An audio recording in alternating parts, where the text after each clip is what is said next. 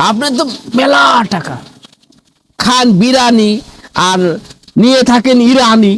আর এরা তো ভাই আমরা তো গরিব, পাইনি স্যান্ডেল। বর্তমানে যেটা আমার মনে হয় আর কি, যে বাংলাদেশের সব থেকে বুদ্ধিমান ব্যক্তি কে? ইঞ্জিনিয়ার ইশরাক ইশরাক সাহেব ইশরাক সাহেব, তাই তো মনে হচ্ছে। আজকে উনি সুন্দর একটা বক্তব্য দিয়েছেন আর কি, যে উনি যদি বা উনারা যদি একটা হুঙ্কার কিভাবে দেয় জানেন? বাঘ এরকম আর কি, যদি একটা হুঙ্কার দেয় তাহলে সব পলায়া চলে যাবে। কেন ভাই, এতকাল তো কেউ হুঙ্কার দিল না, আজকে হঠাৎ করে কেন হুঙ্কার দিবি তুই? হ্যাঁ, অহংকার পতনের মূল। যে যত অহংকার করবে তার তত পতন হবে। হ্যাঁ, তো উনি 17 বছরের অনেক হিসাব নিকাশ আর কি সামনে আনছে আর কি।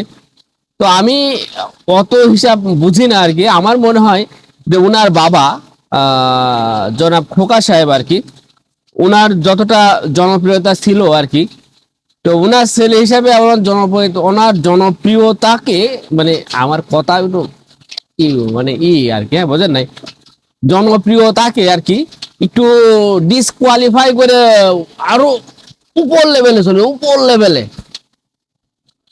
জেলা উপজেলা, মানে জেলার উপরে, বাপের উপরে, মানে বাপের উপরে উঠে যাচ্ছেন ভাইয়া।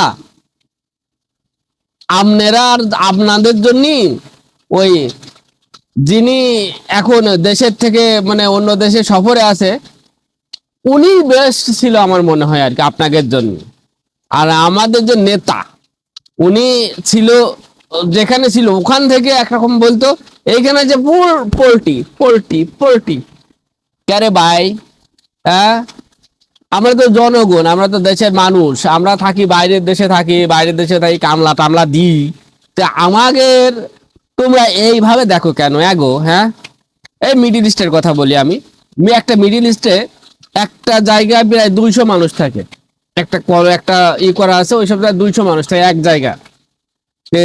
তারা যদি পোস্টাল ব্যালট যদি তারা আনে, তাহলে কি এটার জন্য কি আলাদা ঠিকানা? তাহলে আলাদা ঠিকানা যদি আনবে, তাহলে আপনি আলাদা করে একটা বাসা ভাড়া করে দিতে পারেন, সমস্যা কি?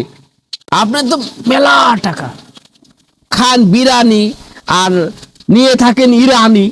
আর এরা তো ভাই আমরা তো গরিব, পাইনি স্যান্ডেল আর মারি। বাকিটা ইতিহাস থাক, পরে আর কব না ওটুক আর কি, বোঝেন নাই? তো কে ভাই এত এত কাদা ছুড়াছুড়ি কে? ভালো কে আমরা হব না জীবনে?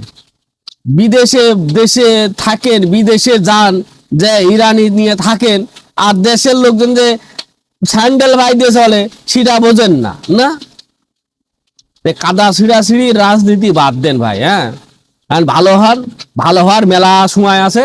এখন ভালো হয়ে কিভাবে ওই দেশটা ভালো করা যায় সেই চিন্তা করেন না। নালি আপনার যেভাবে কথা করছেন না, এই কথা চাইতে আগের কথাই আমাদের ভালো লাগতো আর কি। আগের উনিই ভালো ছিল, আমাদের জন্যও ভালো ছিল, আপনাদের জন্যও ভালো ছিল। এইটাই বাস্তব। হ্যাঁ, বাস্তবতা মেনে নেও, বুঝছেন?